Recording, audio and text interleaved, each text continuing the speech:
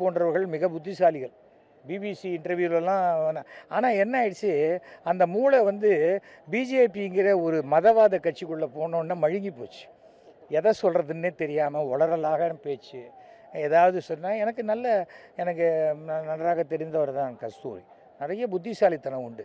ஆனால் அந்த புத்திசாலித்தனால தான் அடகு வச்சுட்டு அண்ணாமலை ஏதோ அப்படியே சாதிச்சு காட்டுவார். அண்ணாமலை ஒன்றுமே செய்ய மாட்டார், பூஜ்யம்னு நான் 3 வருஷம் முன்னாடி சொன்னேன். அப்போ எல்லோரும் என்னமோ நினச்சிங்க நான் ஏதோ அண்ணாமலைக்கு விரோதின்னு. இன்றைக்கி அண்ணாமலை பெரிய பூஜ்யம் அப்படின்னு நினச்சப்பேன். ஆனால் அக்கௌண்ட்டில் போய்ட்டு பூஜ்ஜியத்துக்கு பக்கத்தில் நிறைய 1, 2, 3 போட்டார். அது வேறு விஷயம். அதை அமித்ஷா பார்த்து அது என்ன உண்டோ செய்வார். ஆனால் கட்சி வளரவே இல்லை. பிஜேபி என்பது தமிழ்நாட்டில் இன்னும் வளரவே இல்லை. சும்மா 10 பேரை சேர்த்து வச்சுக்கிட்டு அவன் வாங்கின 80 மார்க்கு 90 மார்க்கெல்லாம் வச்சுக்கிட்டு நான் வாங்கின 88 மார்க்குன்னு சொல்கிறது. அந்த 3% தாண்டி பிஜேபி இன்றைக்கி தமிழ்நாட்டில் இல்லவே இல்லை. அதுவும் பிஜேபி என்பது மிகப்பெரிய ஒரு பாறாங்கல். அதை கட்டிக்கிட்டு யார் கூட்டணியில் குதித்தாலும் குதிக்கிறவனுக்கு தான் நஷ்டமே தவிர அந்த கல் அப்படியே தான் இருக்கும். ஏன்னா அதே 3% தான் இருக்க போகுது.